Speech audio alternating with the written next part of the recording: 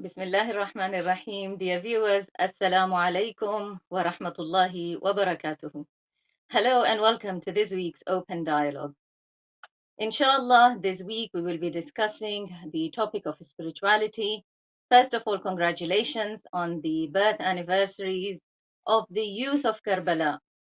This month, mashallah, we celebrated the birth anniversary of Imam al-Hussain alayhi salam, who is according to the prophetic narrations, he is the master of the youth of paradise, and he represented his grandfather Rasulullah, the holy messenger of Allah, in the epic battle of Karbala to save Islam in its true form.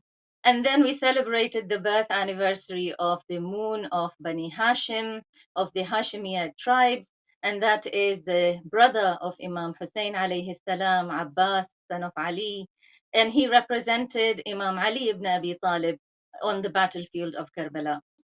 We also celebrated the birth anniversaries of Ali Zainul Abidin alayhi salam and Ali al-Akbar, both the sons and the youth of Imam al-Hussain alayhi salam, and they represented him on the battlefield of Karbala. And finally, congratulations and felicitations on the birth anniversary of Qasim, son of Hassan, who represented his father Hassan al-Mujtaba in the battlefield of Karbala, in that epic battle which saved Islam in its true form. Of course, this month is the month of Sha'ban, the month of spirituality. This journey that started in the month of Rajab and will reach its peak in the Shahr Ramadan, in the holy month of Ramadan, where we become the guests of Allah. But the preparation for that starts from the month of Rajab and it's nurtured in the month of Sha'ban. Allah subhanahu wa ta'ala in the Holy Quran, in Surah Al-Kahf, and in Ayah 13, He says, Bismillahir Rahmanir Rahim, نحن نقص عليك نبأهم بالحق إنهم فتية آمنوا بربهم وزدناهم هدى. It is we, Allah in the glorious Quran says, it is we who relate to you, O Muhammad, their story in truth. Indeed, they were youth who believed in their Lord, and we increase them in guidance. Although this ayah is about the people of the cave, the youth of the cave. Although they are called youth, but they were actually in their 40s.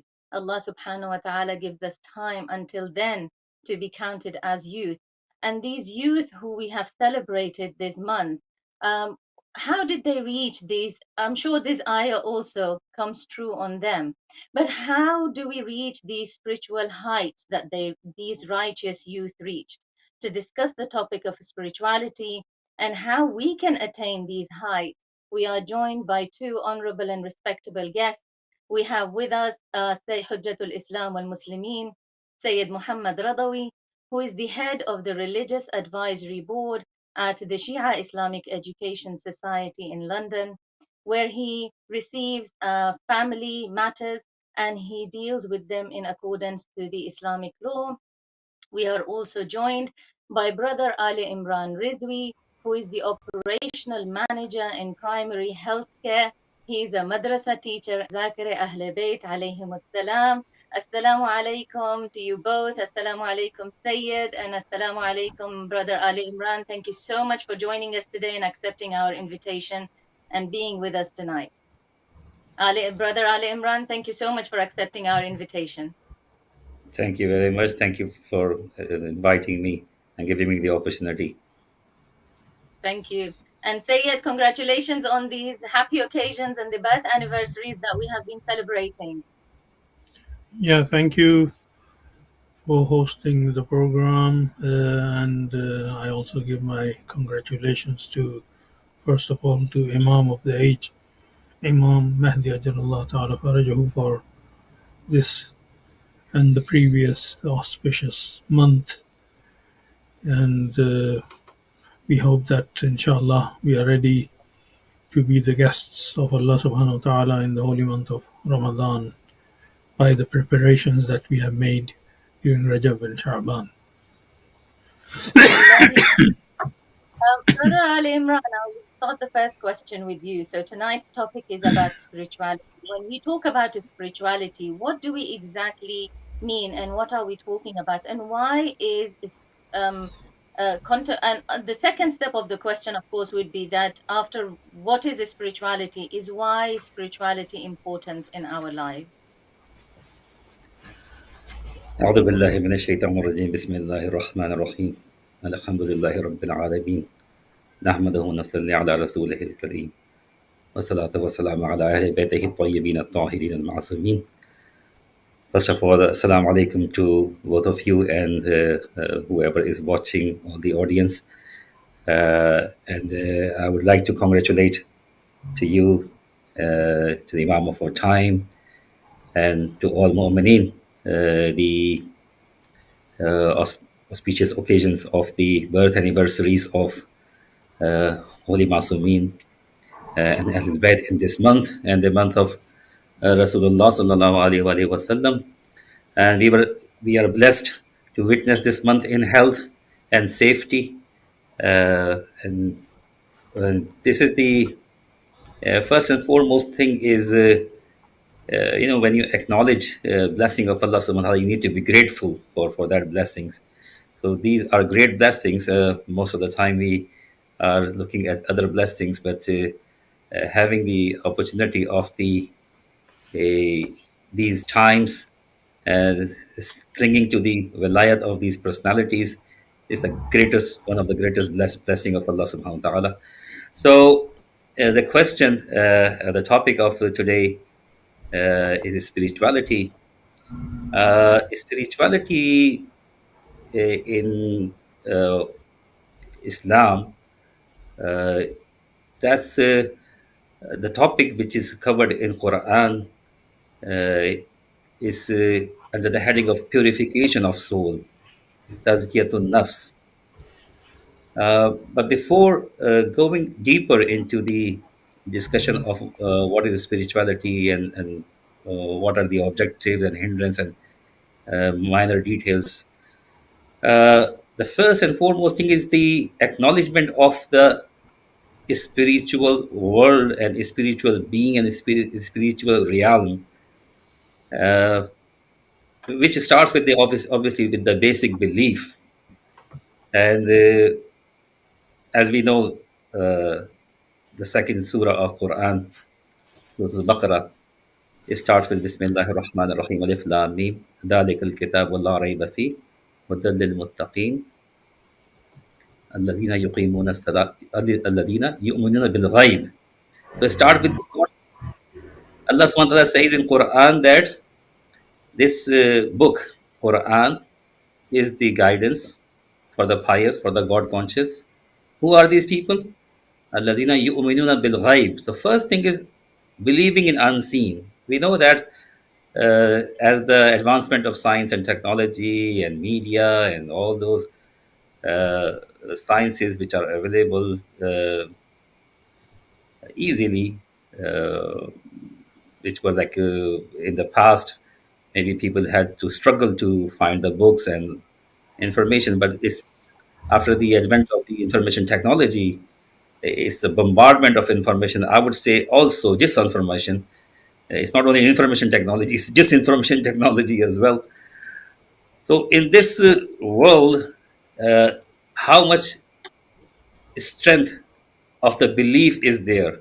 So first of all, do we have a belief in unseen? And then when we acknowledge the the belief in unseen, then comes the purpose of life. Because if we acknowledge that we are not the a body of flesh and blood and bones, but there is another realm which is a spiritual existence of myself. So it starts with the knowing about myself. Am I only a piece of flesh? Am I only a piece of bones and blood, which is a bit smarter? For example, in the animal kingdom, I'm just a smarter animal. Or is it something else? So, first of all, I need to acknowledge that I have got an existence which is unseen. Even myself is the soul. So, first is acknowledgement of that thing. Only then we will talk about its needs, its growth, its strengths, weaknesses, and things that come afterwards. So, the first of foremost is belief. belief in Allah subhanahu wa ta'ala, belief in the purpose of life, belief in existence of soul. And then we talk about what are the requirements of, obviously, when I have got my physical self or my children, so I will arrange for their food, their clothing, their housing, their education, for example, their material existence.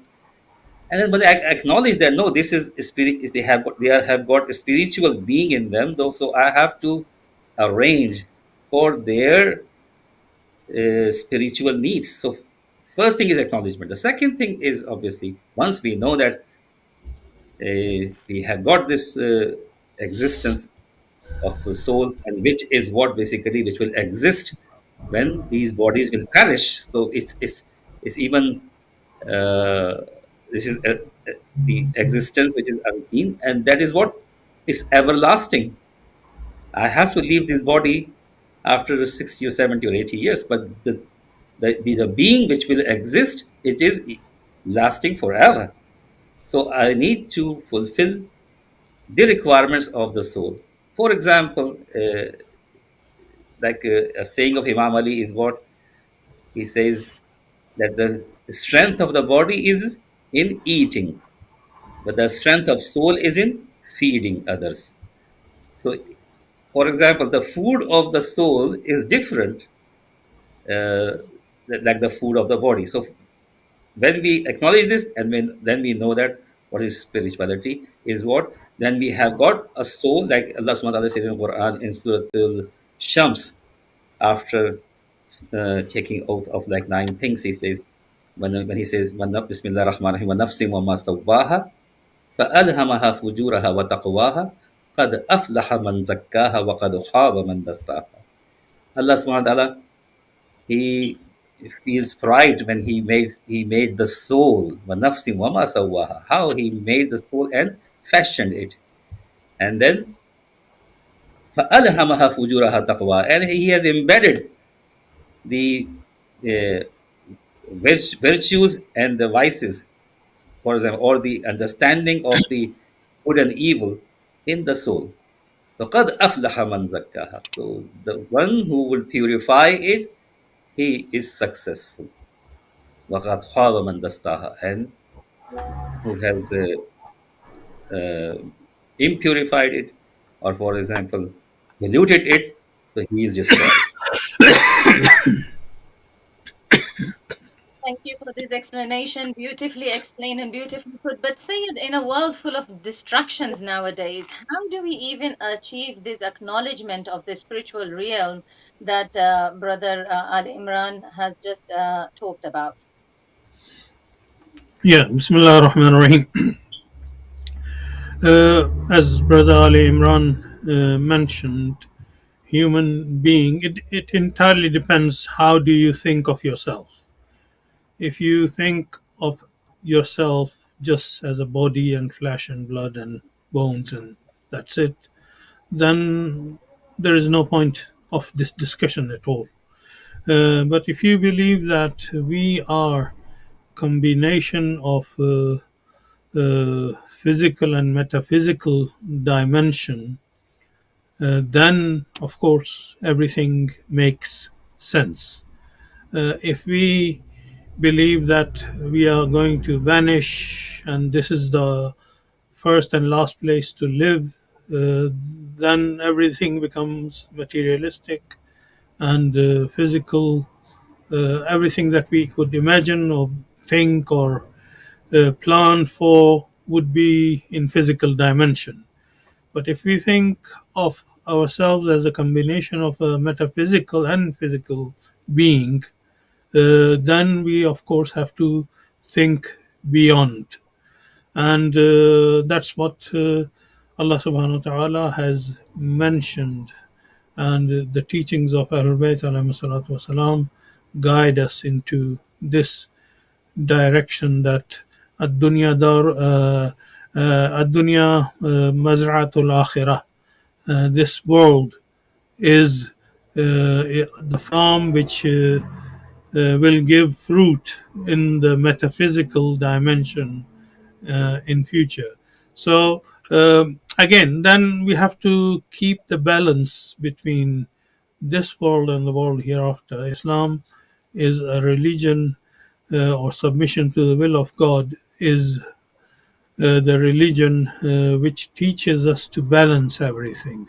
We should not become too materialistic that we forget akhirah and metaphysical dimension of our creation, and we should not become too much involved into the metaphysical dimension that we forget our duties and responsibilities towards ourselves and others in this world. Because one of the reasons of creation of us is that Allah subhanahu wa ta'ala has put us in this dimension of our creation to give us the opportunity to use the freedom of choice. Allah has not forced us to be uh, in this. I mean, definitely He has sent us. There is no doubt that Allah sent us to this world.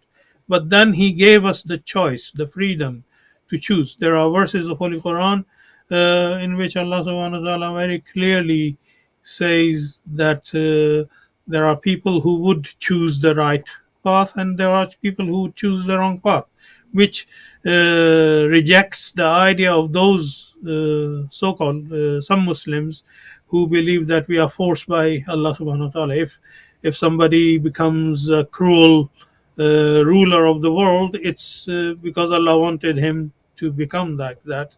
If somebody is oppressed, then he was supposed to face oppression. No, that is the wrong ideology, and we do not believe that. And the verses of Holy Quran are very clear that it's the human choice, it's our choice who. We are the ones who make the choice to be on the right path or on the wrong path. So you talked about that our souls and we have been created to live on forever, and actually we don't perish. We just go from one form of life to another form of life. And Brother Ali Imran, you talked about tazkiyatun nafs and the purification of the soul. I'd like to expand a little bit more on this aspect that you talked about in your previous answer. How do we achieve this tazkiyah and purification of the soul? First of all, I will say thank you to Syed. I mean, he has mentioned a very good point here. First, we need to understand that so that we can move forward. Balance. This balance, because first of all, the acknowledgement of the soul is the part of the belief, because nobody has seen the soul. We cannot prove a soul as far as science is concerned in a laboratory that this is soul. No, they cannot, because this is another dimension. It is not covered in time and space. So when we acknowledge this and we address the needs of the soul and the body, and then we talk about the balance. So it reminds me of a philosophy of Aristotle, where he talks about the human is made of like three faculties: the faculty of anger, the faculty of desire, and the faculty of intellect. So, in this philosophy, he talks about these three faculties, if they are on one extreme or the other extreme. So, what happens? For example, if it's too much anger, that means it will lead to devastation. You will destroy yourself, you will destroy your family, you will destroy everything. And if it's no anger, I mean, human has got this faculty of anger. If it's too much, so you destroy. But if it's nothing, for example, somebody has no anger at all, no power of anger, no strength, then he will become defenseless. He can't defend himself. He can't defend his ideology, his property, his family. You can't defend anything if you can't become angry, because you need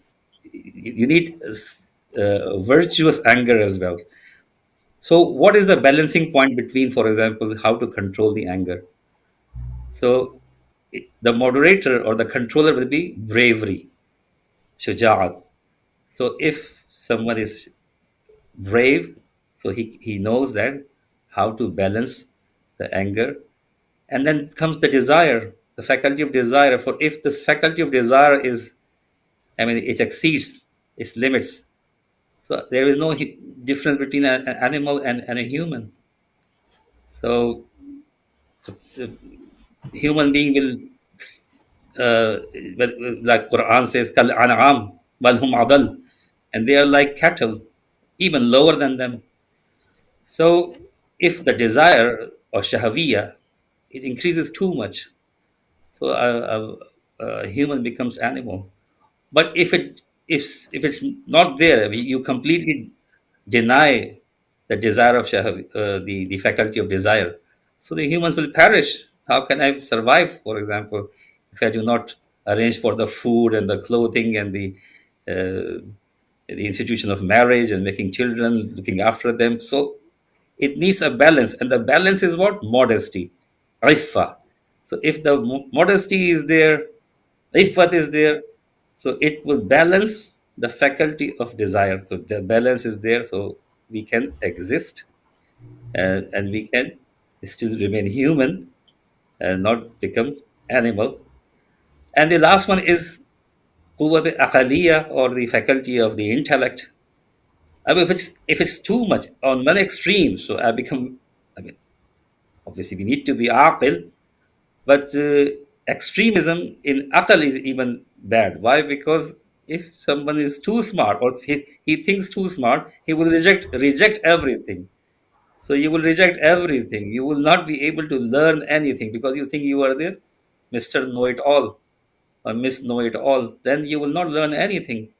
You are the smartest person on earth. And on the other hand, if you deny the faculty of intellect, then you will accept everything, and that is also very dangerous. You will accept everything, that any idea which is posed to you. So what is the balancing point? So the balancing uh, factor is hikmah, wisdom. So with wisdom we can control the uh, limits of the power of intellect. So this is the balance between these three faculties. Islam has accepted this philosophy as well. But from body and soul point of view, the balance is what. For example, I will just remind. It reminds me one hadith of the sixth holy Imam, Muhammad Jafar Sadiq alayhi salatu wasalam. Sometimes when we are discussing spiritual growth and spirituality, we will look at the lives of the Masumeen alayhim salam. Because where would we turn to, for example? We will turn to them. We will turn to Quran, and we will turn to the practical, those personalities who have performed the practiced Quran and showed us. So when we talk about balance, I mean, we see there is a narration in Bahar al-Anwar where uh, a companion of the sixth holy Imam, his name was Abu Umar Shebani, he said, I saw Imam Sadiq alayhi salam in his farm wearing harsh garment and working with a shovel while he was sweating. So I told him, let me help you. And he answered, I like to work in hot weather for making halal sustenance. I mean, for example, the image we have got of imams, maybe, for example, they are always preaching or praying and worshipping Allah subhanahu wa ta'ala, and not worshipping ritual, like, for example, praying salat and som and everything. And they were not doing their daily lives. No, they were earning halal money for their family. So this means what? And the balance or the spirituality is not, for example, they are two separate things. That material world is one world and the spiritual world is another. Yes, from the existence point of view, they are the two different dimensions, but they are interlinked. The only difference is what? A materialistic person, he uses material for the sake of gaining more material. That's it. And a spiritual person uses the material to gain spirituality. I need a body to perform salat. If I'm healthy, only then I can do all the ahkam. How can I stand up in qiyam and ruku and sujood? I cannot do that. How can I go to Hajj and perform Hajj, for example, if I'm not fit and healthy? How can I give homes and zakat if I don't earn anything for? I don't have money. How can I help other people if I don't work myself? So a person who is spiritual, he will use the material to gain, as Maulana has said, a very nice hadith, dunya mazratul akhirah. It connects material and spiritual world very beautifully, because with the material, I am gaining spirituality. So it's amazing, you see. We are using material, gaining spirituality. So this is the link that, and obviously material is going to perish, but what we earn for the soul, that will remain. It's just like this. For example, it's a tradition of the Prophet. One, sallallahu alaihi wasallam, once he came to the family, and his wives told him that we slaughtered a goat and we gave all the meat of the goat, and only one hand is remaining. So he said, no, uh, all is remaining except the hand. Because whatever you have given in the way of Allah subhanahu wa ta'ala, that is remaining, that will remain forever.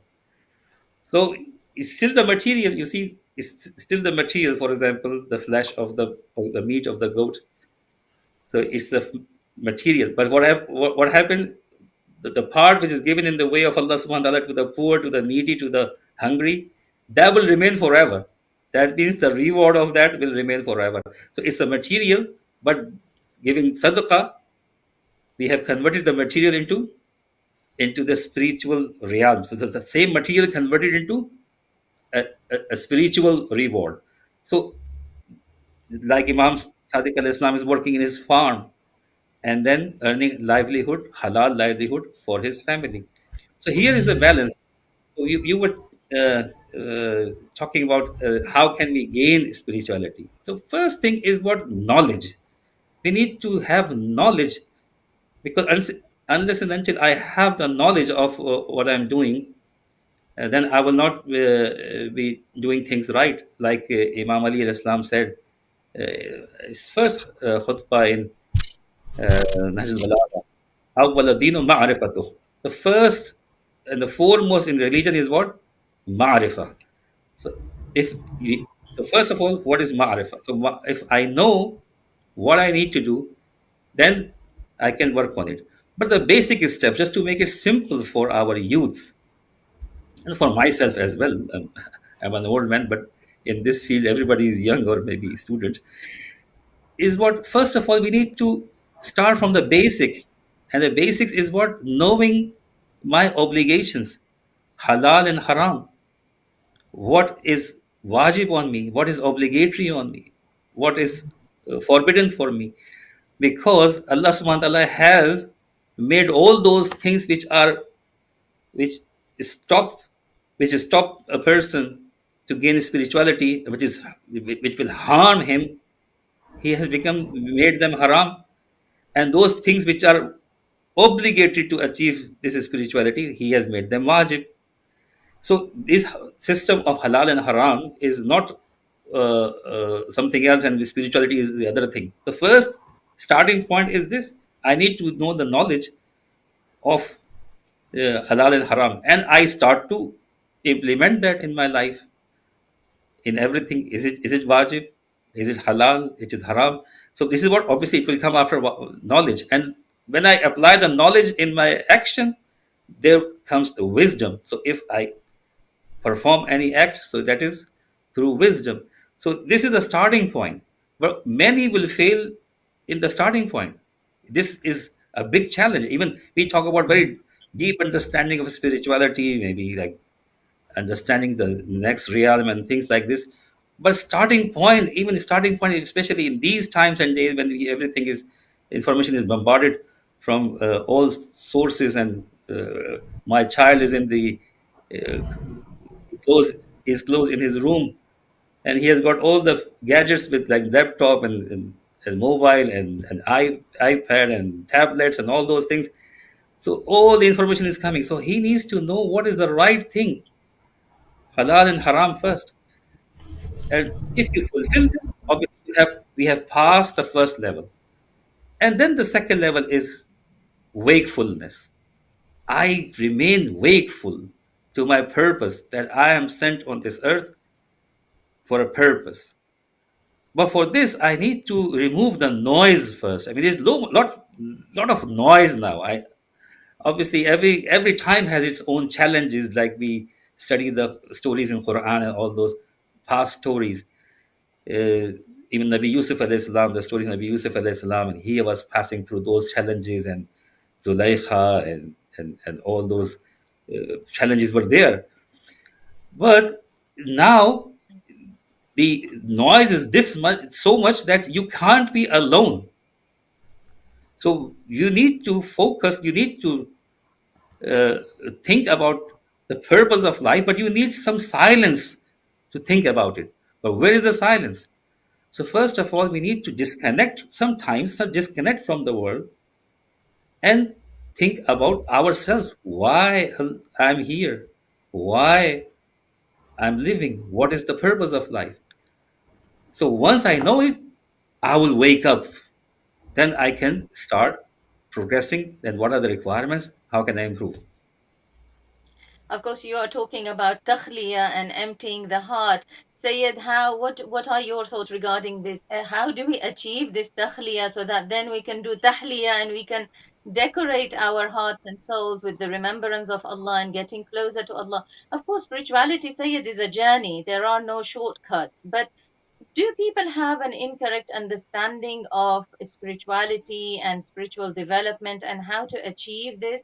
Brother Ali Imran mentioned a few things in his answer that, in connection of the body and the soul and the halal earning, even though it's materialistic, but it's achieving the goal of his spirituality and it's feeding the soul. And he gave other examples as well. What are your thoughts regarding this whole area, Sayyid?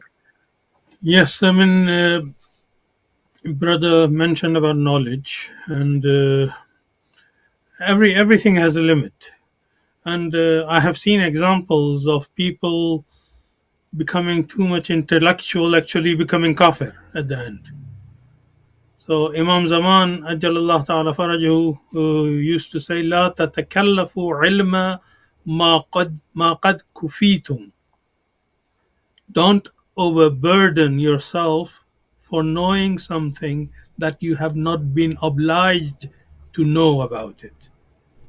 Example, in Quran there is a verse in which Prophet Muhammad sallallahu alaihi wasallam, who is the prophet of Allah, who knows everything, who has ilm ghaib, and one of the conditions for us is as a believer is to believe in ghaib as well.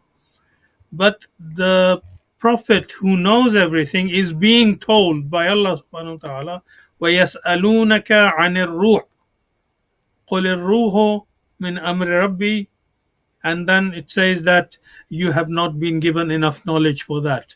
And it's imaginable, because if you ask me to speak about what is going to happen in metaphysical dimension that I have not been yet there, it is a wrong question. So, knowing of my ruh and understanding my ruh uh, without being there and without being in the metaphysical dimension, it is a wrong kind of question and wrong kind of knowledge, and it may even mislead me at the end. And this is what happened. I know great ulama's children or close relatives. Even, I mean, recently during the Rajab, and we were discussing Imam Musa Kazim alayhi salatu wasalam, Imam Jafar Sadiq's children, that two of Imam Jafar Sadiq's children who were directly being educated by Imam Jafar Sadiq alayhi salatu wasalam, uh, actually were misled, not by Imam Jafar Sadiq, because they received, they used the knowledge they received in the direction that they were not supposed to use. And instead of becoming submissive to Allah subhanahu wa ta'ala, instead of becoming obedient to Allah subhanahu wa ta'ala, they became arrogant, like the son of Hazrat Nuh. He didn't believe his father was a prophet, but he didn't believe in him. So, yes, knowledge is good, but the balance is there for everything. Even in knowledge, it is extremely good to be intellectual, intelligent. It's extremely good to educate yourself, but there are limits for everything. And then the first thing is that to recognize who you are, then from recognition of yourself, that who you are, where did you come from, where you are, where is your, what is your destination.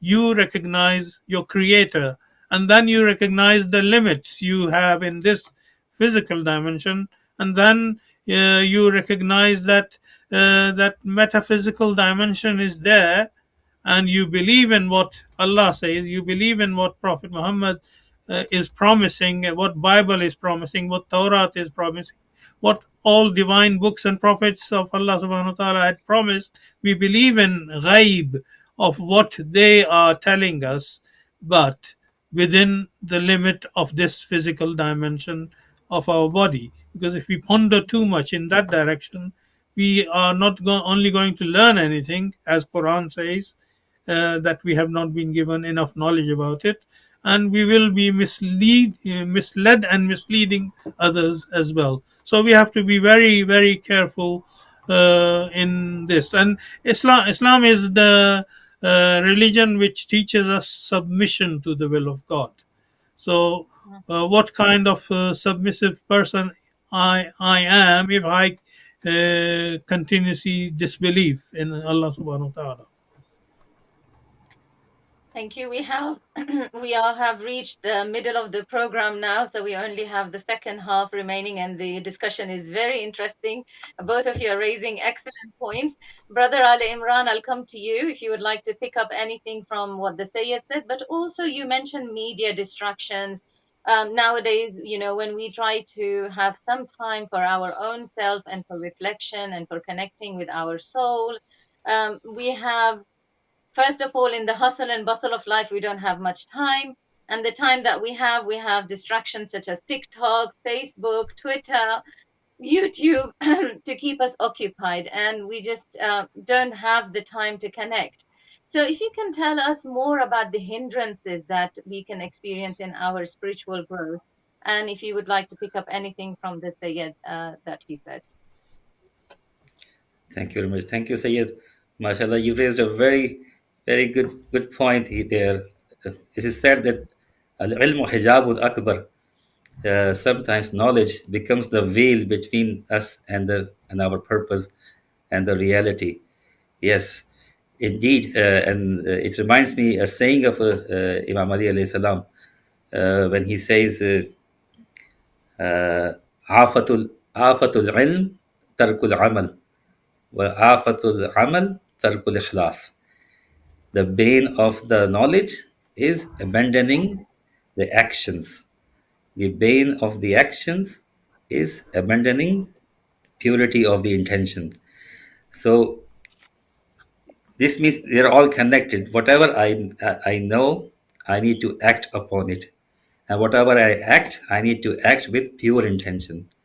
So if we can connect these three things, that I know it and I act on it and I act on it with the purity of intention, then that knowledge is useful. If it's just a knowledge to prove myself well, more knowledgeable on others, to win a debate, to become, for example, I have got more clicks on my lecture on YouTube, something like this, that means I'm using knowledge for something else, and not for the purification of the soul. So yeah, whatever we know, we need to act on it. The knowledge that we don't act on it will become a hijab. And Imam Khomeini, in his book Adabu Salat, he mentioned when he talked about the journey of this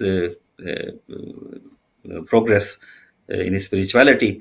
So he says that ilm is a station but it is also a hijab as well.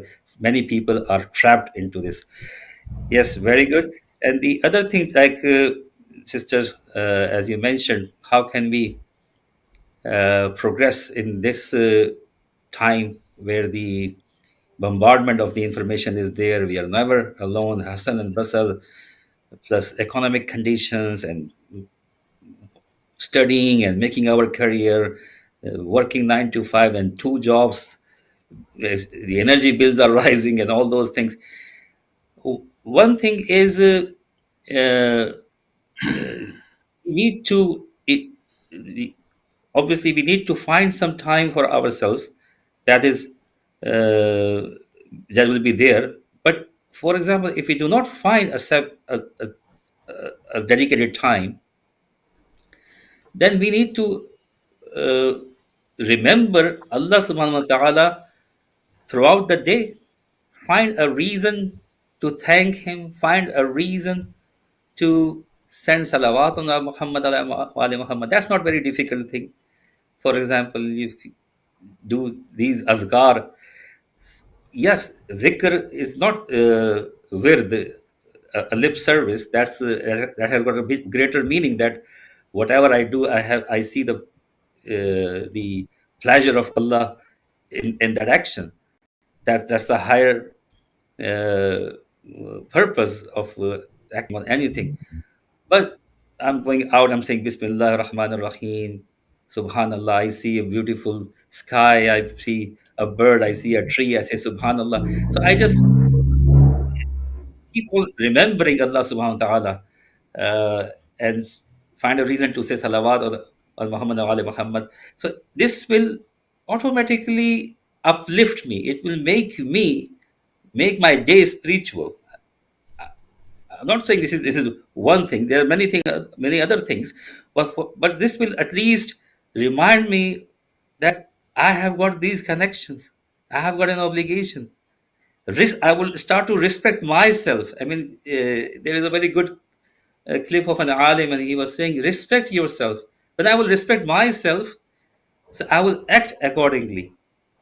So whether I'm in public or private, I need to respect myself. So I can respect myself when I connect myself with these respectful personalities. So this is Okay, so one way of. sorry to cut you there, Brother Al Imran. Good point you raised there, but what I would like to also connect it to is how can we motivate children and youth? What you have just mentioned perhaps is an advice for adults that in your busy period and busy time during the, use even whilst walking, even whilst doing other tasks, do istighfar, recite salawat, and these things will increase your spirituality and draw your attention. But how do we draw the attention of children, especially in the societies we live in that are so materialistically driven? And the distractions for them are even more when it comes in terms of being targeted with cartoons and with all of these gadgets and games. How do we draw the attention of the youth and children to spirituality? Yeah, here we need to see at the statistics as well. For example, we always see the requirement of the scientific evidence and things like this. The people who do not even believe in spirituality or the spiritual side, but the issue which is very serious, especially in this part of the world, is mental health. So I was just looking at the statistics. On an average, 5 to 6 students in every class are suffering from mental health problems.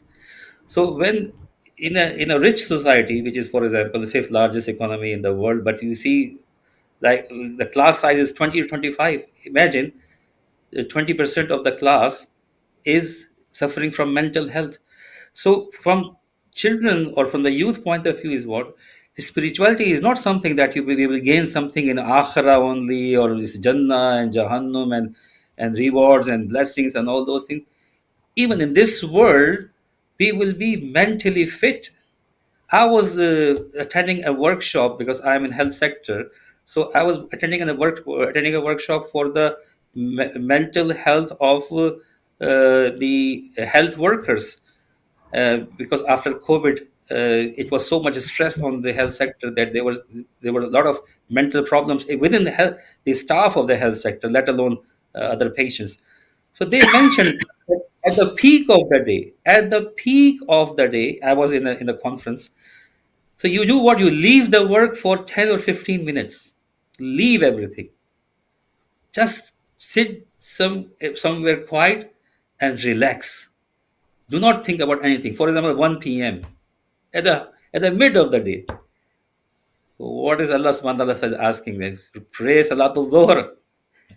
So what is it? I mean, Allah doesn't need our salat or our psalm. This is for us. We will get the benefit in this world before the hereafter. So if you pray salat, like Allah subhanahu wa ta'ala says, "Wasta'inu bis sabri was salat," seek help from patience and prayers. So we need to tell our children, and we need to, obviously, we need to practice. The children only listen to what we do, not what we say. So if I'm praying and that prayers gives me patience, gives me makes my heart calm, my akhlaq gets better. And Allah subhanahu wa ta'ala says, "Inna salatan tanha anil fahsha wal munkar." So when I'm implementing that on myself. So this will make our children to do the same. That after praying, after on time, for example, and focusing what I'm saying, it improves my own mental health. So Mm. before getting the rewards in the hereafter, I will get them here in this world. So I will be clean. I will be physically more fit because after COVID, we were telling the whole world, wash your hands 20 for 20 seconds, wash your hands. So we are telling in 21st century how to wash hands. Imagine.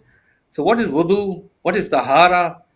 So it is not something which is only in the next world. No, this is here we get the benefit. So this is spirituality is not that we are asking them to, for example, do not look after their material needs. No, spirituality helps all of us with our daily chores. Like Bibi Zahra Salaam alaiha, she went to the Prophet to ask for a servant to help her in her chores. And what he gave tasbih to her. So that means tasbih is not that it will give me rewards even in Jannah. No, that means it will help me here. It will remove my tiredness. So spirituality gives material benefit in this world before it gives the benefit in the hereafter. So this is the thing that we need to bring for our children. So it's a very important point, Brother Al Imran raised here, Sayed, isn't it? Is that spirituality and these prayers or this connection to Allah, and also it's the month of Sha'ban, and we have Munajat Sha'baniya that we are encouraged to supplicate and to use to get closer to Allah. This is a human need. It's an innate human need. Otherwise, why would we see people having this? Tilt and the surge to Buddhism or to yoga or to other methods of meditation. It's a human need, isn't it, Sayed? Yes, it is. It is a human need, and unfortunately, because of this need, and human nature leads us to recognize that we need to recognize our metaphysical side of creation, and people have gone wrong. Some people seek this satisfaction in music or dance or intoxicating themselves or drugging themselves and going in the wrong direction. But if we bring Allah subhanahu wa ta'ala in our life, if we bring sincerity in our life, then we will achieve different kind of results. Imam Zaman Ajalallah Ta'ala Farajahu used to say that man kana fi hajatillah azza wa jal kana Allahu fi hajatihi. Uh, Whoever seeks the pleasure of Allah subhanahu wa ta'ala and tries to please what Allah subhanahu wa ta'ala wants him to do in this life, and that is to look after yourself and look after others, and not to be oppressor, not to be a aggressor, be kind and be humble, and all of this is what Allah subhanahu wa ta'ala wants us to do. If we seek to do what Allah subhanahu wa ta'ala wants us to do, Imam Zaman promises us that he will fulfill what we are supposed to get in our life, and what we need in our life. So instead of going and begging and crying and just doing dua after dua, we have seen so many people are doing duas after duas after duas, and not taking any action. All they have to do simply, as Imam Mahdi, and probably the reason why Imam Mahdi is not here yet is because we have not learned to do that. We are supposed to learn to do what Allah subhanahu wa ta'ala wants, to seek the pleasure of Allah subhanahu wa ta'ala in our life. Then we will achieve everything. Allah subhanahu wa ta'ala will take care of everything that we need and what we deserve. Perfect. Before we wrap up, I would like to come to you, Brother Ali Imran. Of course, you mentioned, uh, picking up from the point that Syed is saying, it's in complement to the comment that you made earlier, that, spirituality and to achieve the spiritual perfection, as the Sayyid said, is not just doing tasbih after tasbih and just for hours on end doing dua after dua, although that has its own importance. But it's not only confined to that. Practical steps such as earning halal, helping others, all of this also can be used for spiritual benefit. Before we wrap up, if you can give us your final advice and conclusion to the topic, and also if we've missed anything that's of importance, please do shed more light on that too. Yeah, thank you, Sayed. I have benefited myself before anything else.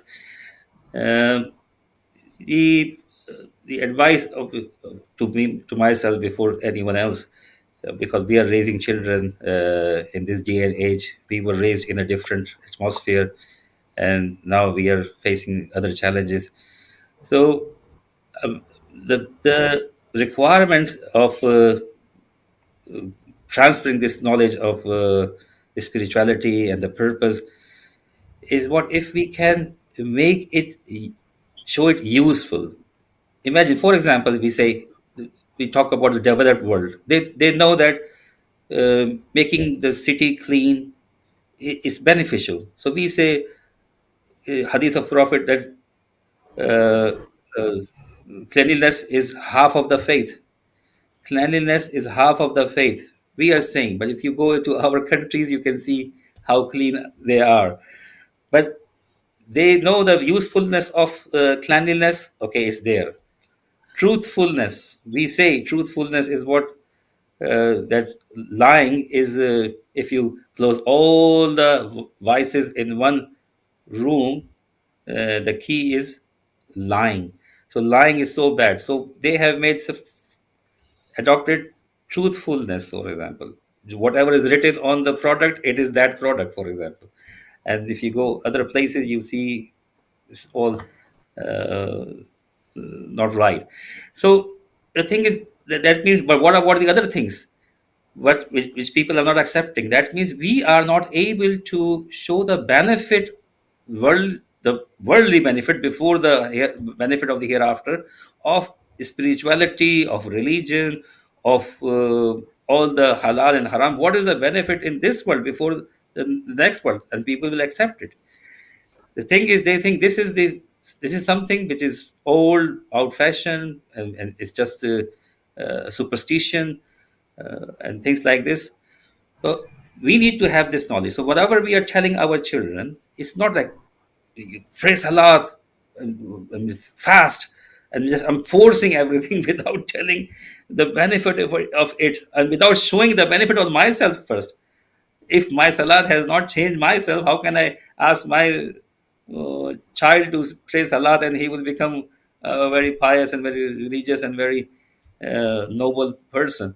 So if my religion has changed me, then my children will change. perhaps, as Syed has mentioned. But even then, challenges are there. The son of Nabi Nuh alayhi salam, son of Nabi Adam alayhi salam, the family of Imam Musa Kazim alayhi salam, they have problems. You see, the problems were in imams and messengers' homes as well. So that means, who are we? But the thing is, if we can preach only those things that we practice, if I'm not practicing, I'm only preaching, that has no value, and rather it will do more harm than benefit. Because if I'm asking someone, my children, to do 10 more amal, for example, mustahab things, uh, and and I force on them, so they will stop doing wajib as well. So I need to balance first, and I need to show uh, the rationale behind it, and before asking them, I need to implement on myself. If I have got own mental health problems, I'm uh, shouting at my wife, I'm asking my children, don't shout on one another, for example. So it will not help. So first we need to practice ourselves, and only preach that we practice. This is not the time. It is said in Quran already, but it is more manifested now. We have our mobile phones. Somebody's recording, and the other day it will be on the internet maybe. So I should only preach that I practice, and that will inshallah help us all. Excellent points there, Brother Ali Imran. Sayed, what would you like to say in your concluding remarks regarding the topic of spirituality, and any advice for us and the viewers? Yeah, I mean, if we did not recognize Allah subhanahu wa ta'ala, we have what have we achieved? And if we have recognized Allah subhanahu wa ta'ala, what have we lost? And these are the words of Imam Hussain alayhi salatu wasalam, exactly, in which he used to say, Maza wajada man faqadaka wa man lazi faqada man wajadaka. Imam Hussain, in very one sentence, describes everything. I mean, if we ponder on this point, and inshallah Muharram is coming soon, Imam Hussein's journey has started, and people are already into that mood of discussing the tragedy of Karbala and oppression that was committed against Imam Hussein alayhi salatu wasalam. We have to remember these sayings of Imam Hussein alayhi salatu wasalam to recognize ourselves, that if we cannot recognize Allah subhanahu wa ta'ala, what have we recognized? What have we achieved? If we don't, if we do recognize Allah subhanahu wa ta'ala, then what have we lost? This is the question we have to ask each other in our daily tazkiyah, when we are doing tazkiyah and purification of our soul. Something to think about and to contemplate upon. Of course, there is also that sentence from the Munajat of Imam Zainul Abidin, Man dha alladhi daqa mahabbatika farama minka badala. Who has tasted, who is there who has tasted the love of Allah subhanahu wa ta'ala and then would want any other replacement for that? It's definitely a journey of love, a journey of growth. And we would only know its sweetness once we step on it and we try to move along that road. Thank you so much to both of you. It's been an interesting and a good discussion. I have enjoyed it thoroughly. I hope you have enjoyed it too, dear viewers. Inshallah, thank you so much for listening, and we will inshallah meet again next week. Actually, no, next week we are don't have a program because it's